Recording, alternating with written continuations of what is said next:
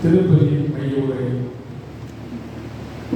வெளிநிலா வீதியிலே விண்மீன்கள் புதை சூழ கொலு வீட்டிற்கும் கோமகனே எங்கள் புனிதரை எப்பந்து குடும்பல் விழாவின் 3ஆம் நாள் விழாவிலே ஜெப உணர்வோட ஜெயிக்க வருகின்றதற்கும் அருட்தந்தையத்தை இவ்விழா பெருமறையில் பங்கெடுக்கும் இறை மக்களை வாழ்த்து அழைப்பது புனித கார்த்தியார் இளைஞர்களுக்கும் இளாசர்கள் இளைஞர்களுக்கும் மற்றும் மீனவ சகோதரர்.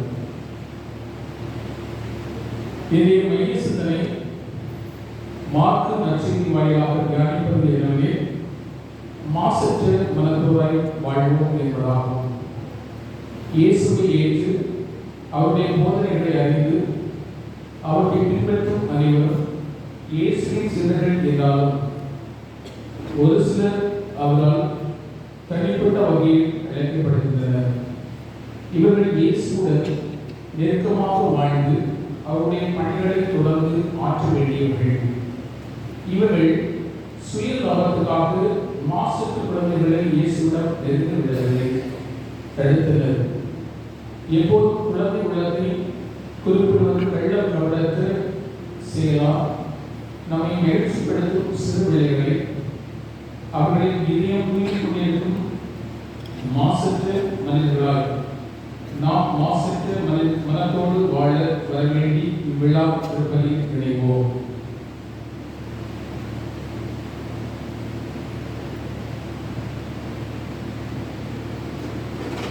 தூய மறைவுகளை தகுதியோடு நிறைவேற்ற கதையாக தவறுகளுக்காக மனமருவோம் அமைப்புகிறோம். எல்லாம் வரையிறவும் சகோதர சகோதரிகளே, உங்களிடம் நான் பாவியனை ஏற்றுக்கொள்கிறேன். ஏனெனில் என் சிந்தனையாலும் சொல்லாலும் செயலாலும் கடமையில் தவறியதாலும் பாவங்கள் பல செய்தேன். என் பாவமே என் பெரும் பாவமே. ஆகையால் இப்பொழுதும் கன்னியான புனித மரியாவை, வானதூதர் புனித அனைவரை, சகோதர சகோதரிகளை உங்களை நம் இறைவனாகிய ஆண்டவரிடம் எனக்காக வேண்டிக் கொள்ள மன்றாடுகிறேன். எல்லாம் இறக்கத்தை புனித பாவங்களை வைத்து நலமான வாழ்க்கை சொல்வார்கள். ஆமென்.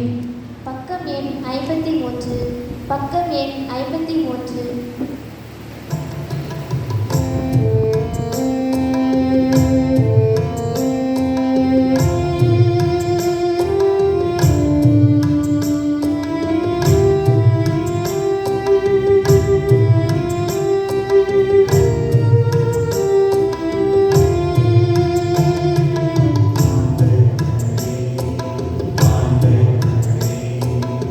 இயற்கை மாறியும்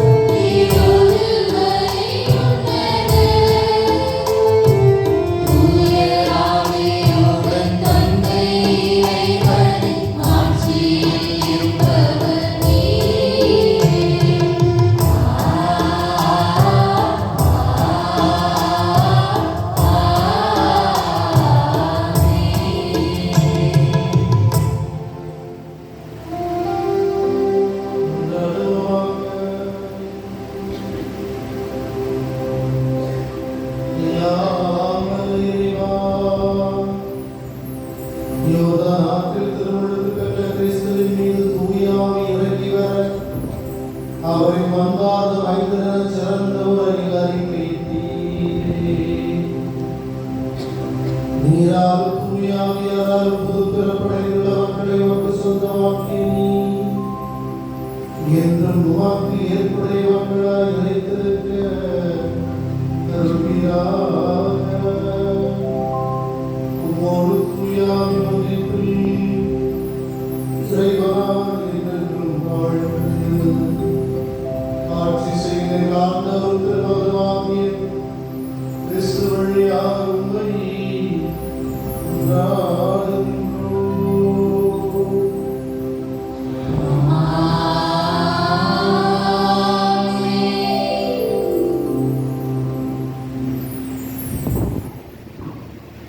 இன்று நாம் ஆசிக்காக குருவை அணுகிறோம். சிறப்பாக வீடு வழக்கு தொழில் கருவிகளை போன்றவற்றை ஆசிமொழி என்று மதிக்க செய்கிறோம். ஆசிமொழி என்பது நன்றி கூறி கூறுவது, எதையும் கேட்பதற்கு முன்பே அது கிடைத்துவிட்டது என அதற்காக நன்றி கூறுவது.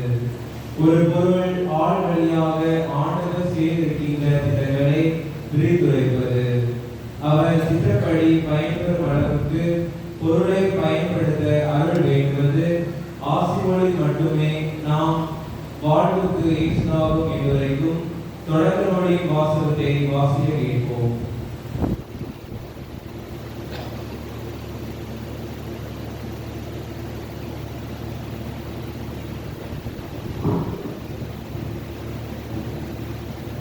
முதல் வாசகம். போதிபாரின் வீட்டில் யோசேப்பு. தொடக்க நூல் 39வது அதிகாரம் 1 முதல் 5 வரை உள்ள இறைச்சொற்றொடர்கள்.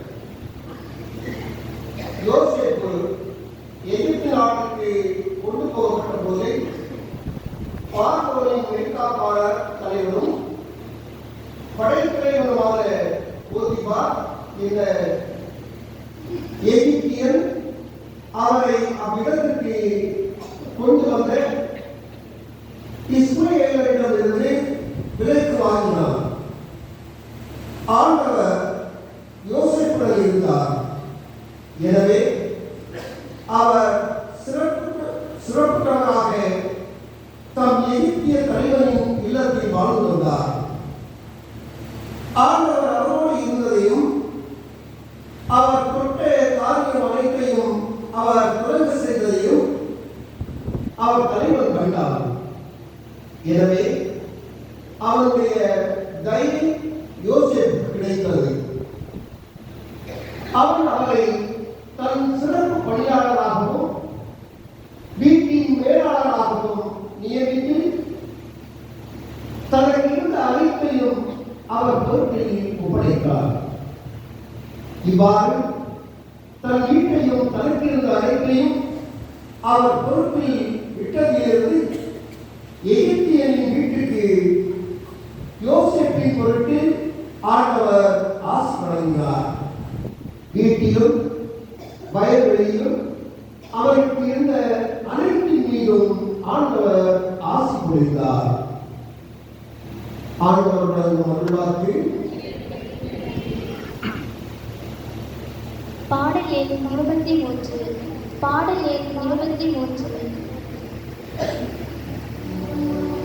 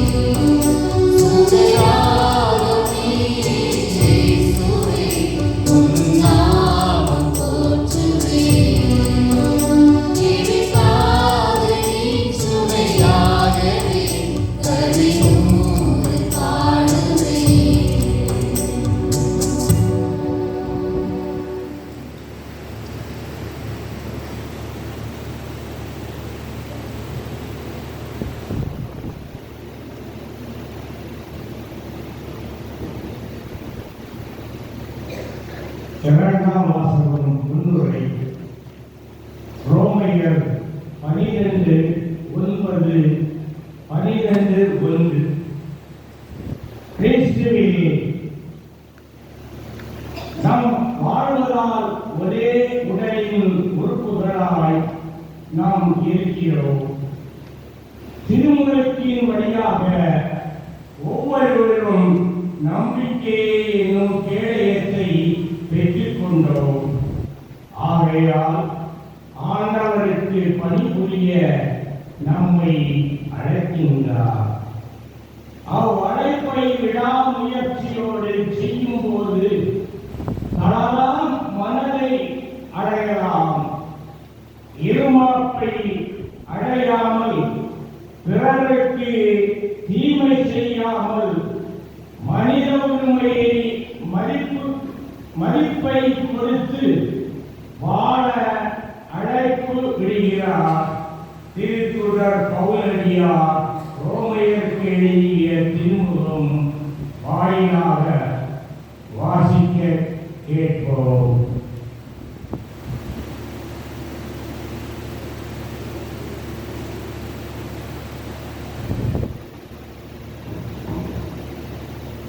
இரண்டாம் வாசகம்.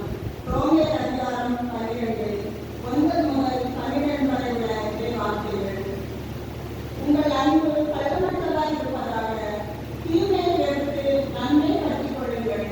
உடன் இருப்பவர்கள் போன்று ஒருவருக்கொருவர் இணங்கணிந்து அன்பு காட்டுங்கள். பிறர் உங்களை விட மதிப்புக்குரியவர் என எண்ணுங்கள். விடாமுயற்சியோடும் ஆரம்பிக்க உள்ளத்தோடும் ஆண்டவருக்கு கண்பெறுங்கள். எதிர்நோக்கி இருப்பதில் மகிழ்ச்சி கொள்ளுங்கள். துன்பத்தில் தளராமலுடன் இருங்கள். இறைவனில் நிலைத்திருங்கள். ஆண்டவரின் அருள்வாக்கு.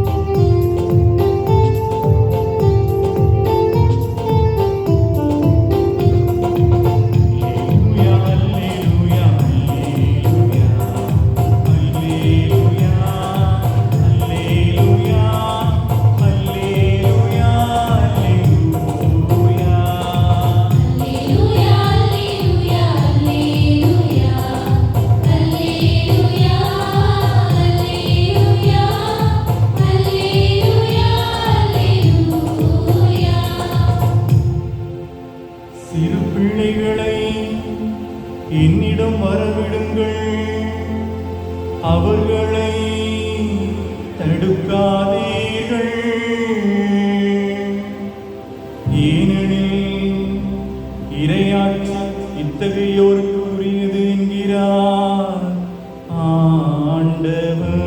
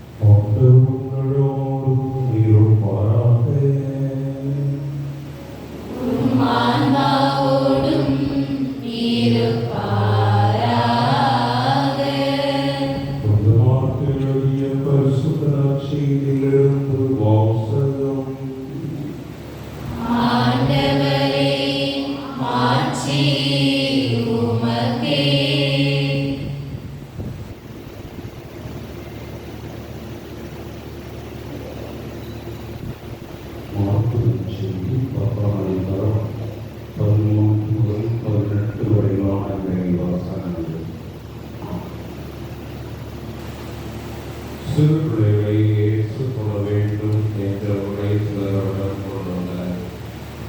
சீடரோ அவர்களை அதட்டினர்.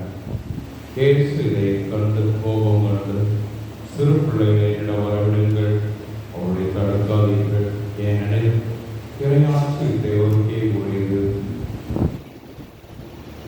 இறையாட்சி சிறுபிள்ளை போல் ஏற்றுக்கொள்ளாதோ அதுக்கு உட்பட மாட்டாரிடம் உறுதியா உங்களுக்கு சொல்கிறேன் என்றார்.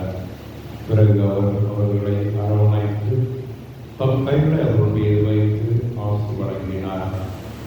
இயேசு புறப்பட்டு சென்று வந்த போது வழியில் ஒருவரிடம் ஓடி வந்து குழந்தால் படையிட்டு, நல்ல போதகரே, நிலைவாழி ஒரு மேல் கூட நான் என்ன செய்வேன் என்று அவரை கேட்டார். அதற்கு இயேசு அவரிடம், நான் நல்லவன் என ஏன் சொல்கிறேன்? கடவுள் ஒருவரை தவிர நல்லவர் எவருமில்லையே என்றார். இதோ கிறிஸ்துவின் நற்செய்தி. கிறிஸ்துவே உமக்கு புகழ்.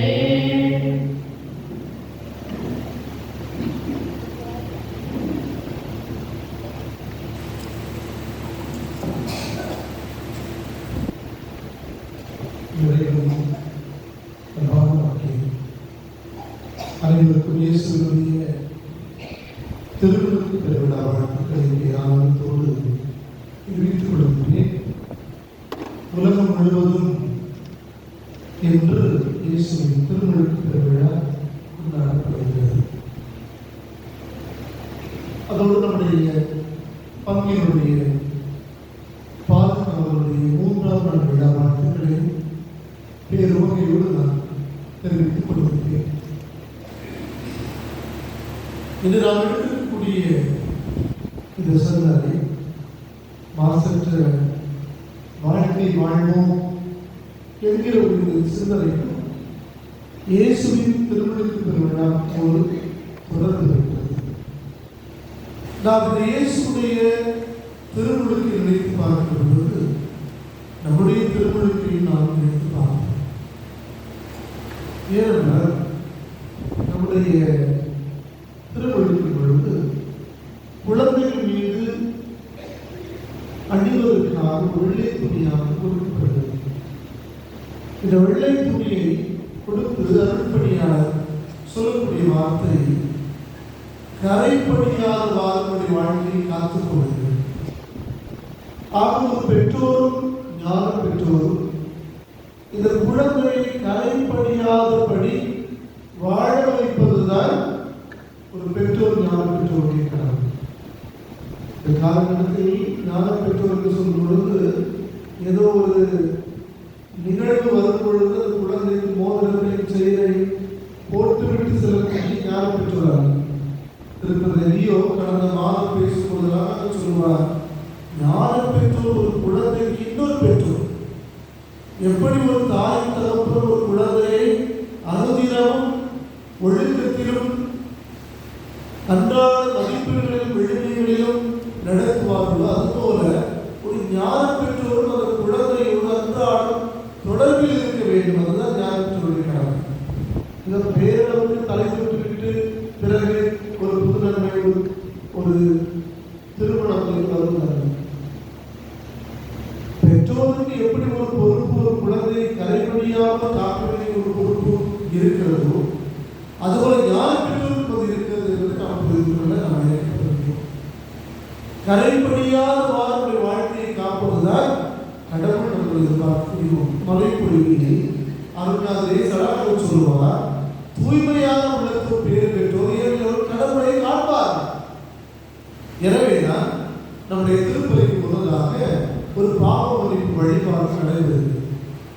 என் பாவமே என் பாவமே என் பெரும் பாவமே என்று நம்முடைய பாவத்தை அறிக்கையிடுகின்றோமே. காரணம் என்ன? இங்கே நாம் கொண்டாடக்கூடிய இந்த நற்கருணை கொண்டாட்டத்தில் தெய்வத்துடைய தரிசனத்தை நாம் காண்பதற்கு இந்த பாவங்கள் தடையாக இருக்கலாம். எனவே தூய இதயத்தோடு இந்த நற்கருணை கொண்டாட்டத்தில் நாம் உள்புக வேண்டும் என்பதற்காகத்தான் இந்த பாவ மன்னிப்பு வழிபாடு. காணிக்கையை செலுத்த வரும்பொழுது உடைய சகோதரியிடம் நீ மனத்தாங்களோடு இருந்தாய் என்றால் காணிக்கை தயவு செய்து வைத்துவிட்டு சென்று உடன்பாடு செய்து கொள்கை சொல்லப்படுகிறது. காரணம், கவனில்லாத குற்றமில்லாத குறையில்லாத ஒரு வாழ்க்கையை வாழ்ந்தால்தான் இந்த திருவழிபாட்டில் நாம் பங்கெடுக்க முடியும். எனவே ஒரு கள்ளம் கவனற்ற உள்ளத்தோடு நாம் வாழத்தான் இந்த கிறிஸ்தவ திருமுறை. எனவேதான் அந்த உடைய வாழ்க்கையை காத்துக்கொள்ளுங்கள். பெற்றோர் நாங்கள் காத்துக்கொள்வோம் என்று சொல்றோம். ஏனென்றால் தூய்மை என்பது மிக மிக முக்கியமானது. பழைய ஏற்பாட்டிலே பல முறைகளிலே கடவுள் சொல்கிறார், நான் தூயவனாய் இருப்பதுடன் நீங்களும் தூயவராய் இருங்கள். ஆகவே மக்களே, எப்பொழுதும் உங்களுடைய வாழ்க்கையை கரைப்படியாதபடி பார்த்துக் கொள்ள வேண்டும். திருப்பாடல் 24ஆம் அதிகாரம் 14 சொல்கிறது, ஆண்டவருடைய திருமலையில் ஏற தகுதியுள்ளவர் யார்? கரைப்படியாத கரமும் மாசற்ற மனமும் கொண்டவர் தான் ஆண்டவருடைய திருத்தலத்தில் ஏற முடியும். நம்முடைய கரங்கள் இது எப்பொழுதும் நன்மை தரங்களை வாரி வழங்கக்கூடிய கரங்களாக மாறும். அழிப்பதற்கு பதிலாக அழைக்கக்கூடிய ஒரு கரமாக இந்த கரம் என்று சொல்லும் பொழுது இது எப்பொழுதும் கரைப்படியாத கரம். கரைப்படியாத கரம் இதுதான் கடவுளுக்காக. மாசற்ற மனம் கட்சி வாசத்தில் வாசிக்கின்றது போல கள்ளங்கவனற்ற குழந்தைகளாக 2ஆம் வாசகத்தில் ரோமியர்களின் திருமணத்தை வாசிப்பது போல கள்ளங்கவனற்ற அன்போடு வாழத்தான் போலித்தனம் நிறைந்த ஒரு குணம். அது வெளியிலே போலித்தனம் இல்லை, நமக்குள்ளும் அது அதிகமாகவே இருக்கு. நம்முடைய பக்கத்திலே ஒரு வருகிறார்கள், நம்பலாமா நம்ப வேண்டாமா இது நமக்கு தெரியும். ஒரு சாலையிலே வாகனத்திலே போய் கொண்டிருக்கிறோம், ஒரு மனிதன் காயப்பட்டு கிடப்பது போல இருக்கிறான், சென்று அவனை தூக்கி விடுவோம் என்று சொன்னால் உடனடியாக கத்தியை காட்ட முடிவு. அப்படி உண்மையிலேயே ஒரு காயப்பட்டு கிடக்கிறான், அவனை எப்படி நாம் காப்பாற்றுவோம்? எனவே நாம் ஒதுக்கி யாரை நம்புவது? ஒரு பேருந்து ஓடாத ஒரு சமயம், ஒரு இரவு அதிகமாக கொண்டிருக்கக்கூடிய நேரம், ஒருவேளை 10 மணி 11 மணி வரை ஒரு மனிதன் ஒரு பேருந்து நிலையத்திற்கு கைகளை காட்டுகிறார் என்றால் நம்மளுடைய வாகனத்தை நிறுத்தவரையே நாம் ஏற்றிக்கொள்ள முடியாத உதவி இந்த ஆரம்பத்துடைய குழு. அவன் யார் என்று நமக்கு தெரியாது. சர்வசாதாரணமாகவே ஒரு மனிதன் பகல் வேளையிலே வாகனத்தில் போகும்போது கை காட்டுகிறார். அந்த வாகனத்தை நிறுத்த வேண்டுமா வேண்டாமா என்று பலமுறை நாம் சிந்திக்க வேண்டியிருப்பது. காரணம், அவன் வாகனத்தில் ஏறிவிட்டார் என்று சொன்னால் கத்தியை காட்டி விளக்குகிறார், பஸ்ஸில் எடுத்து. அப்படிப்பட்ட ஒரு உறவு உண்மையிலேயே ஒருவர் அங்கே தேவை இருக்கிறார் என்றால் நம்மால் ஒன்றும் செய்ய முடியாத ஒரு நிலையிலே அவருக்கு அப்படிப்பட்ட ஒரு போலித்தனமான நிறைய விவாதங்கள் வந்து கொண்டே இருக்கிறது. அவருடைய மறைவாக அதிகமான விவாதங்கள் அழித்தவர்களிடம் அதிகமாக வந்து கொண்டே இருக்கிறது. என்ன காரணம்? போலித்தனமான பொய் சொல்லி திருமணம் முடித்த ஒரு நிலையில் போலியாக நடக்கக்கூடிய ஒவ்வொரு நாளும் நாம் உலகத்திலே பார்த்துக் கொள்கிறோம். ஒரு கிறிஸ்தவன் என்றாலும் இவர் நம்பிக்கைக்குரியவனா? இவர் பேசுவதில் உண்மை இருக்கிறதா? மாசற்ற வாழ்க்கையை நாம் நடத்துவதற்கு நாம் கிடைப்போம். அந்தோனியாரை நாம் கொண்டாடுகிறோம். நன்மையை பேசிய நாட்கள் போலியாக பொய்யாக பேசாத நாக்கு அவரை கொண்டாடு.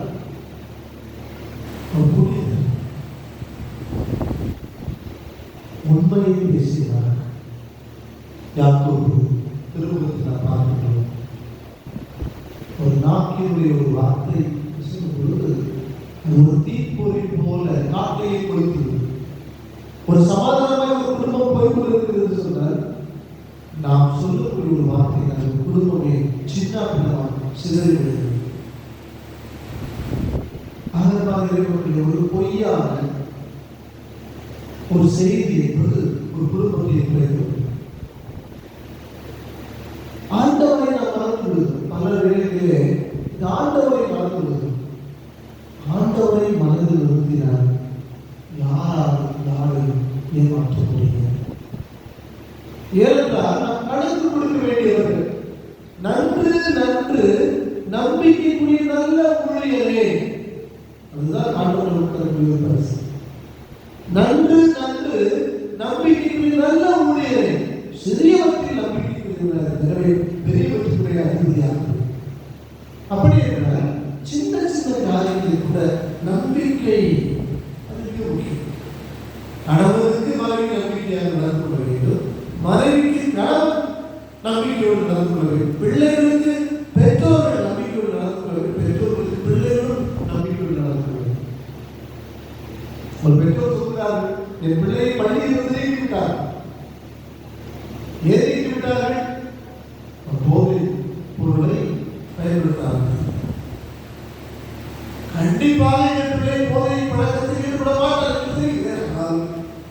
நாங்கள் ஒழுங்காக ஆலய காரியங்களில் ஈடுபட முடியும். நாங்கள் ஒழுங்காக குடும்ப நிர்வாகம் செய்யக்கூடியவர்கள் குடும்ப நிர்வாகம் செய்யும்போது அவங்க இருக்கிறார். நான் இதை செய்யலாம் செய்யலாம் கீழ்ப்படுகிறேன். எங்கள் பிள்ளைகளை செய்யும் சிறுவரை அழைத்து கேட்டேன், என்ன நடந்தது? அவர் சொன்ன வீட்டில் நான் நல்லா இருக்கிறது, வெளியில் சென்று போதை பழக்கத்தில் ஈடுபடக்கூடியவர்கள் நம்ப முடிகிறதா? சிந்திப்பார். பெற்றோருக்கு நல்ல பிள்ளை, பிறகு அவர்கள் பேசி புரிய வைக்க வேண்டியது. எனவே நான் கண்ணும் நல்ல பிள்ளைகள் எப்படி இருக்கிறார்கள் தெரியும்.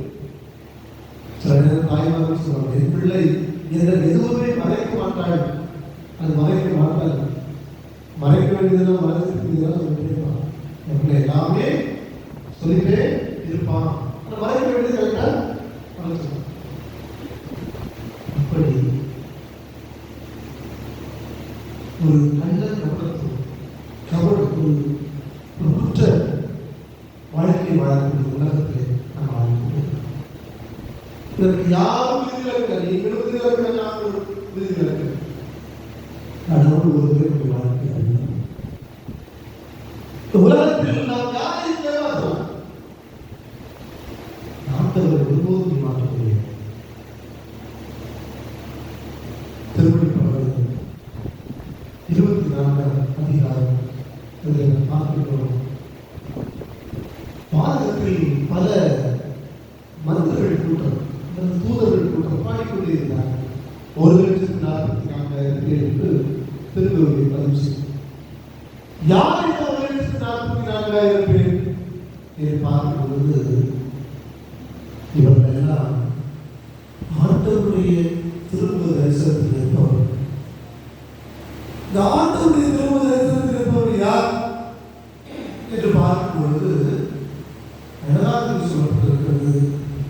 இந்த மனிதர்கள் யார் என்றால், இந்த பூமியில் வாழ்ந்த போது மாசற்ற மனத்தோடு வாழ்ந்தவர்.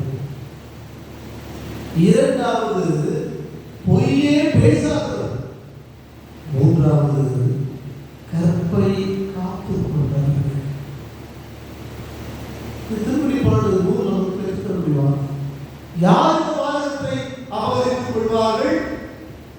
மூன்று காரியங்கள். பொய்யே பேசாதவர், கற்பை காத்துக் கொண்டவர், கட்டுப்பாட்டோடு வாழ்ந்தவர், மாசற்ற வாழ்க்கை. இவர்களுக்கு தான் இதைத்தான் இயேசு மலைப்பொருள் சொல்ல தூய உள்ளத்தோடு பேர் பெற்றவர்கள் கணவனை காண்பார்.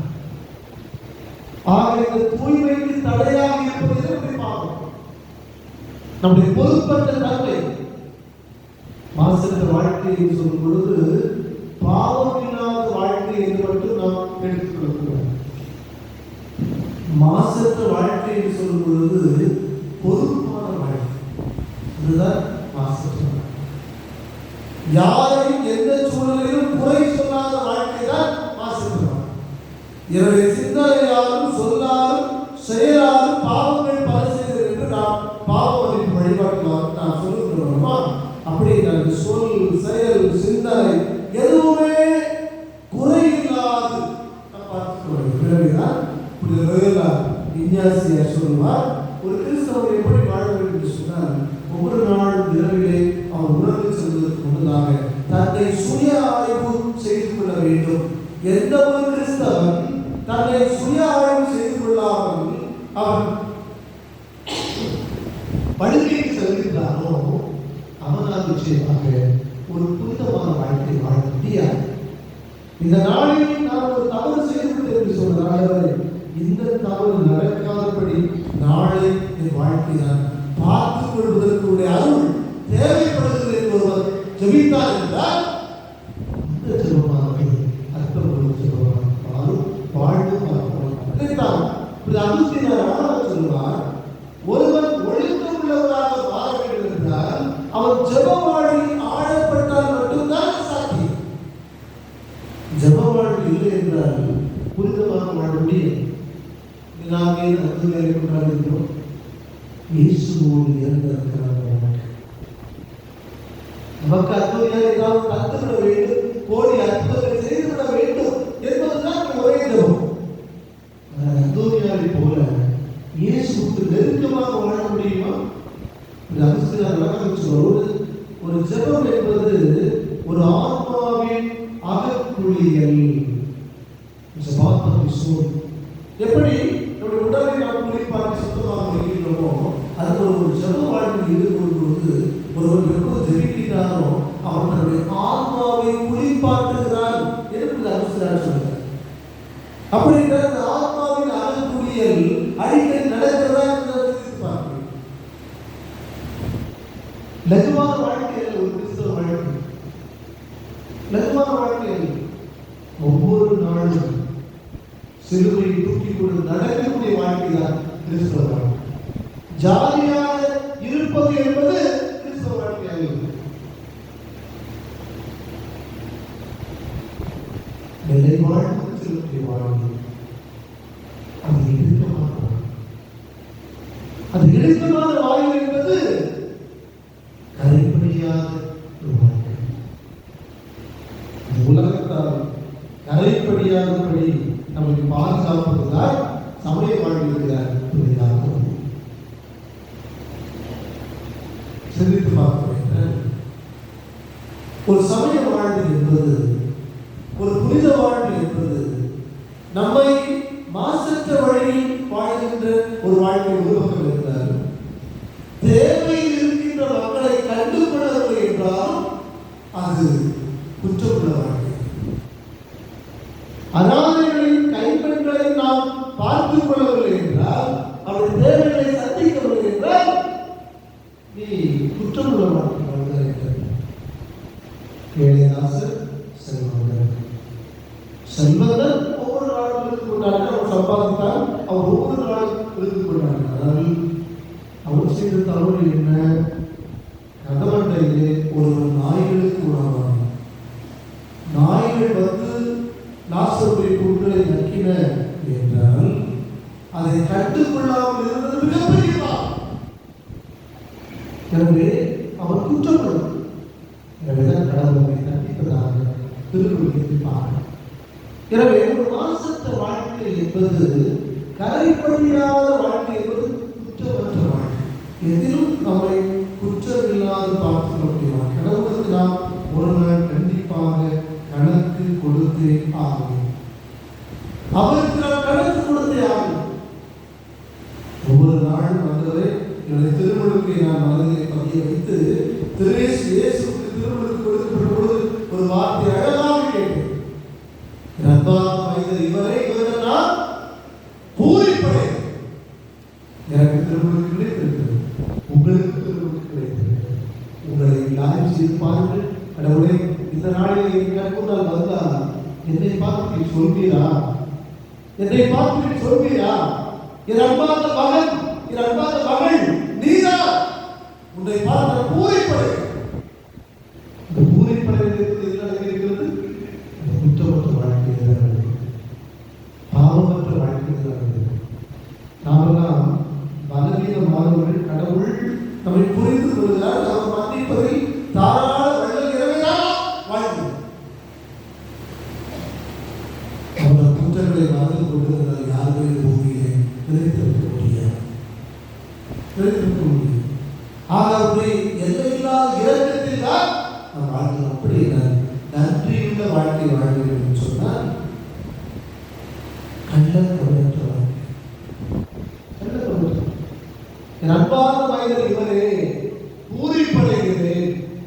இயேசு யூதாஸ் இஸ்காரியோத்தை பார்த்து சொன்னார், யூதாஸ், நீ பிறக்காமல் இருந்ததுதான் நலமாக இருக்கிறது. காரணம் எதற்காக?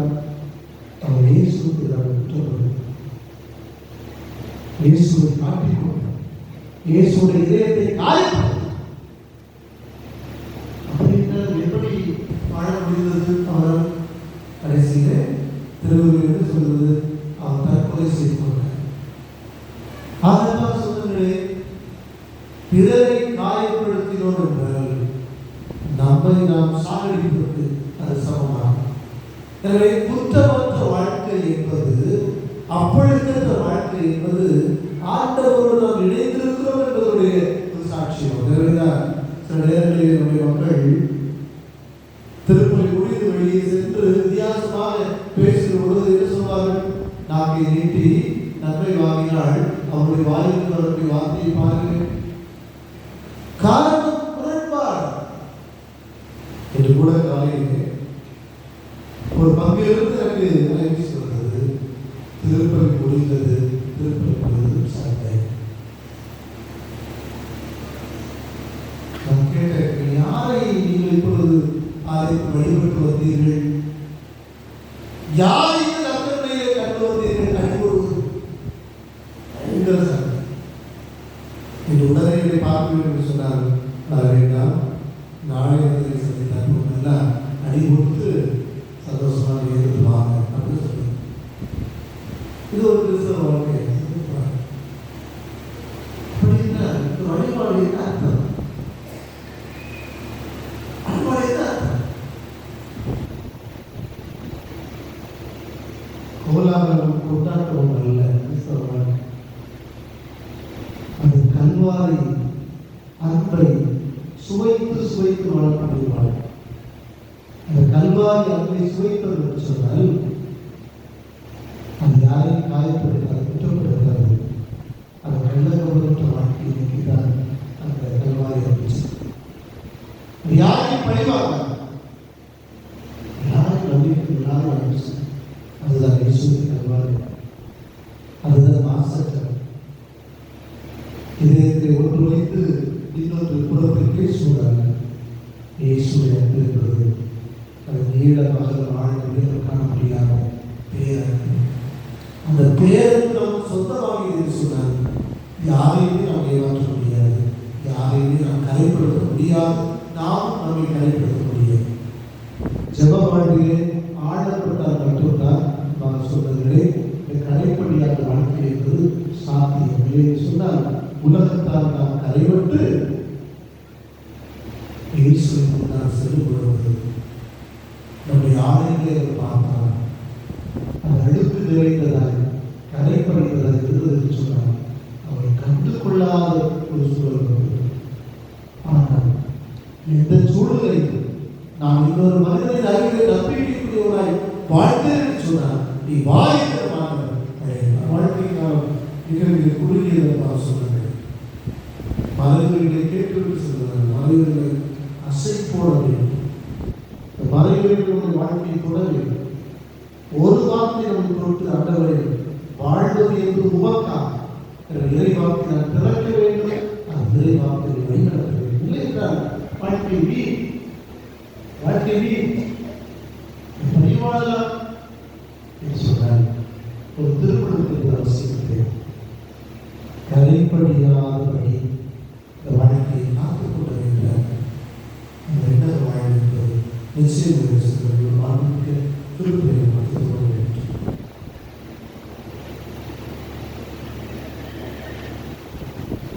எழுந்திருப்போம், நம்முடைய நம்பிக்கை நான் அறிவிக்கிறோம்.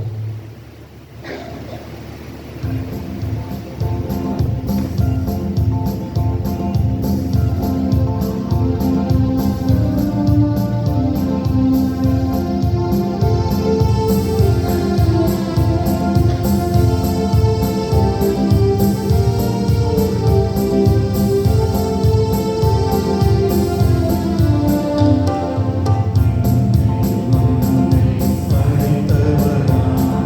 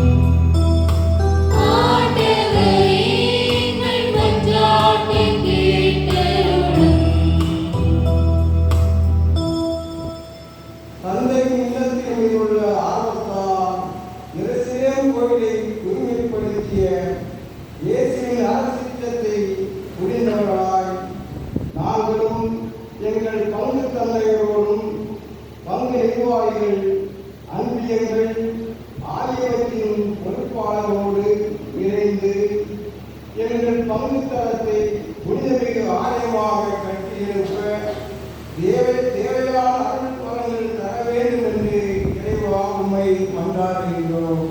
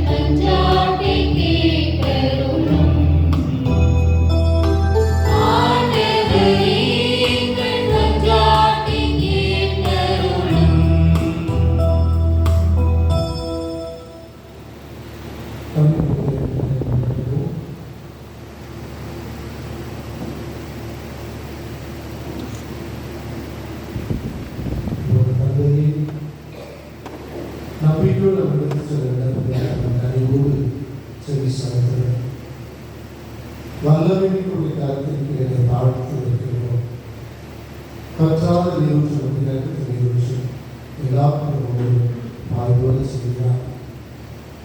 எங்கள் திருமணத்தை எப்பொழுது மறந்து கொண்டு கைப்படியாத வாழ்க்கை வாழ தொடர்ந்து என்னுடைய தொடர் முயற்சிகள் வழியாக நாங்கள் ஒழுக்கத்திலே வாழ வளர இதை பயிற்றுவிப்பீராக எங்களோடு தங்குமானவரை எங்களை தாங்க யாததாகி கிறிஸ்து வழியாக எங்கள் வருகின்றோம்.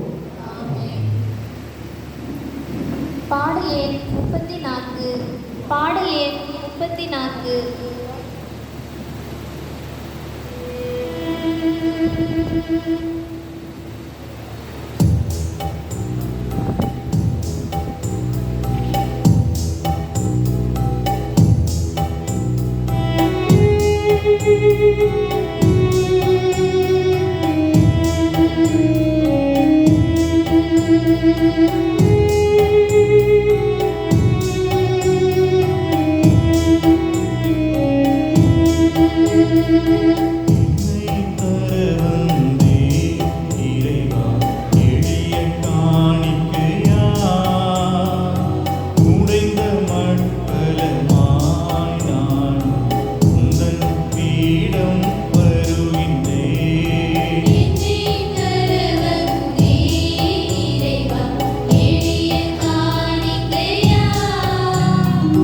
உடைந்த மட்கலமாய் நான்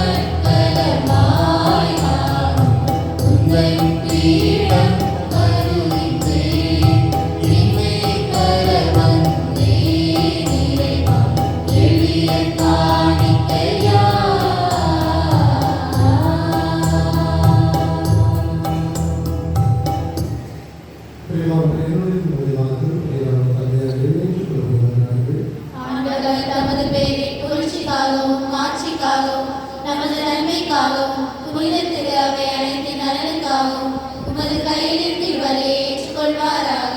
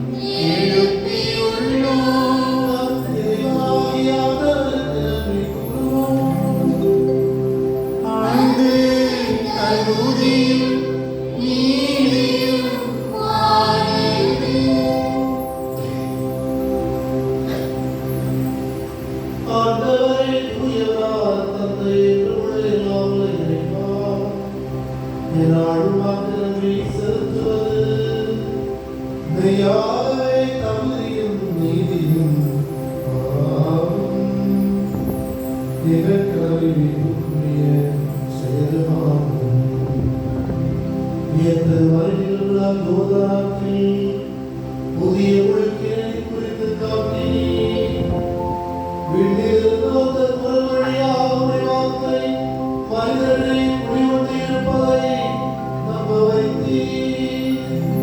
தூய ஆவியார் புறாவழியில் இறங்கிய வழியால் உம்முடைய ஊழியர் கிறிஸ்துவை மகிழ்ச்சியின் எண்ணெயால் பூசி அவர் ஏழைகளுக்கு நற்செய்தியை பறைசாற்ற அனுப்பியதை அறிய செய்தீர். ஆவியானவர் விடுதலையோடு சேர்ந்து நாங்கள் மண்ணுலகிலும் ஆட்சி கொண்டாடி முடிவின்றி ஆளுவதாவது.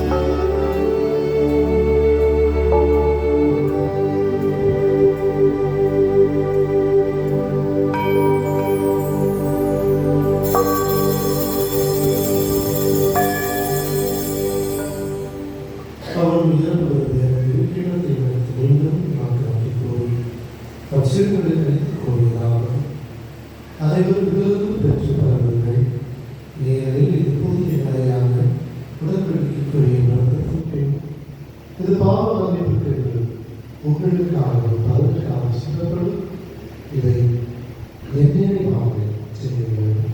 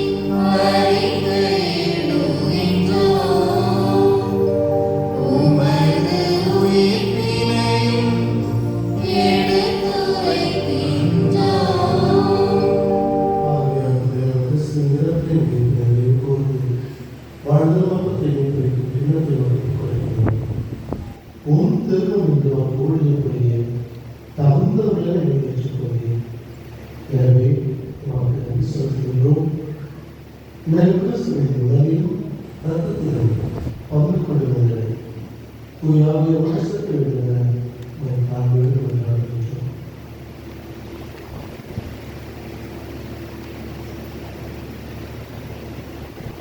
ஆண்டவரே, உலகுக்கு பரவியிருக்கும் அவை மேற்கொண்டுள்ளோம். எங்கள் திருத்தந்தையோ எங்கள் ஆயிரம் நஷ்டமே எல்லா திருநிலையின ஆயிரங்களோடும் உங்கள் திரு அவை அன்பின் நிறைவேற செய்துள்ளோம்.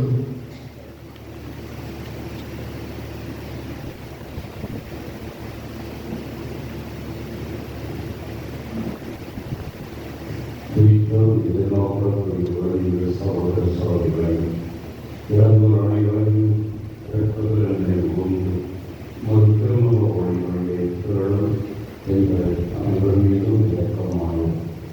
இறைவனின் கருணைக்காக ஆட்சி தலைவர் அவரை கணவர்கள் சுசிப்பார் போன்ற போஸ்டார்கள் வேத சாட்சிகள் விவசாயங்களை எங்கள் பாதுகாவலர்களுடைய அன்னோனியாக யோகின் மொத்தவராய் அனைவருடன் நாம் நித்திய வாழ்வில் பங்குகளுக்காக பெற்று உன் திருமகன் இயேசு கிறிஸ்து வழியாக உன்னை புகழ்ந்தேற்று வரமருள உன்னை நன்றாடுகிறோம்.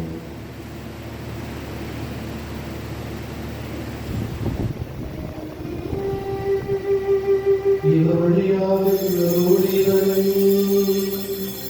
எல்லாம் இறைவனாகிய தந்தையே, தூய ஆவியாய் ஒன்றித்து எல்லா புகழும் ஆட்சியும் என்றென்றும் உரியதே.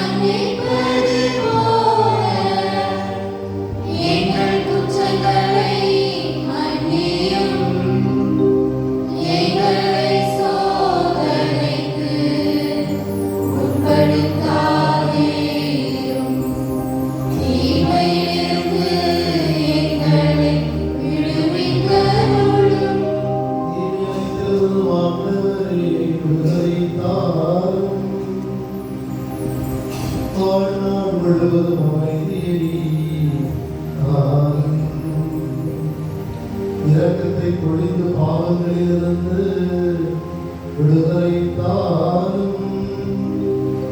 கவலையில்லாத நலமான வாழ்வை தாரும்.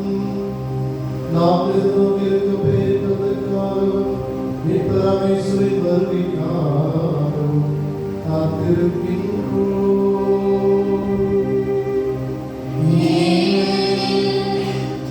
ஆட்சியும் வல்லமையும் மாட்சியும் என்றென்றும் உமதே. ஆண்டவரே இயேசு கிறிஸ்துவே, அமைதியை உங்களுக்கு விட்டுச் செல்கின்றேன். என் அமைதியை உங்களுக்கு அளிக்கிறது திருத்தூதர்களுக்கு மொழிந்தீரே.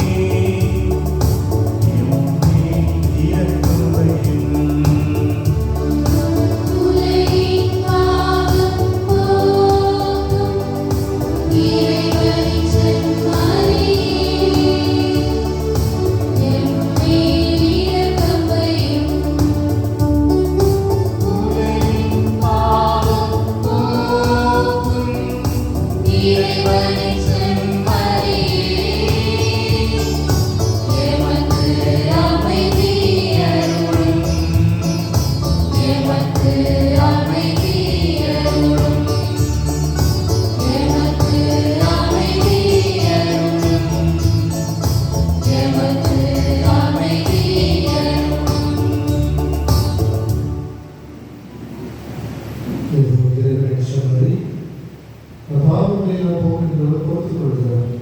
சபைக்கு அழைப்பு பெற்றோர் பேர் பெற்றோர்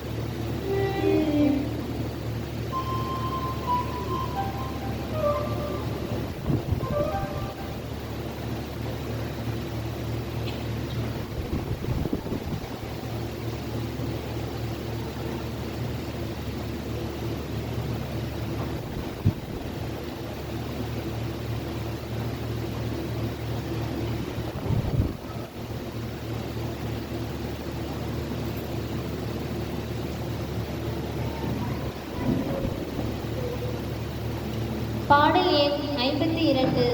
பாடல் எண் 52.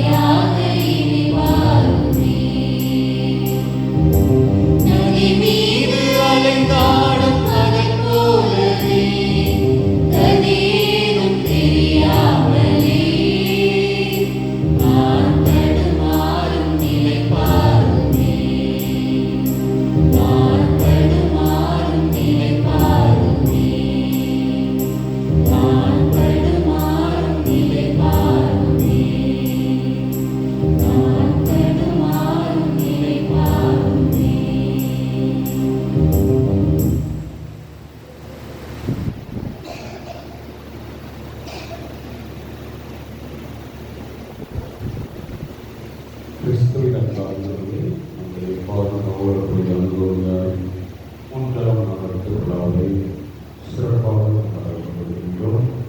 இந்த நாளிலே வந்து திருப்பதி நிறைவேற்றி அவருடைய ஆட்சி நமக்காக செய்தவர்கள் பேரூர் தந்தை ஆனந்தவர்கள், முதன்மை குரு கோட்டார் மறைவார்கள். நம்முடைய நன்றியும் ஜெபத்தையும் அறிவிக்கப்படுகிறது. நாளை தினத்தை சிறப்பில் கொண்டிருக்கின்ற ஜார்ஜிய இளைஞர்களுக்கும் ஆசிரியப்படம் இளைஞர்களுக்கும் மீனவர் சங்கங்கள் அனைவருக்கு நன்றி. ஆண்டவர்களை ஆசிரியப்பாராக. நாளைய தினத்தை சிறப்பிக்கின்றவர்கள் 1வது அன்பியும் மேம்படுத்தினவர்கள்.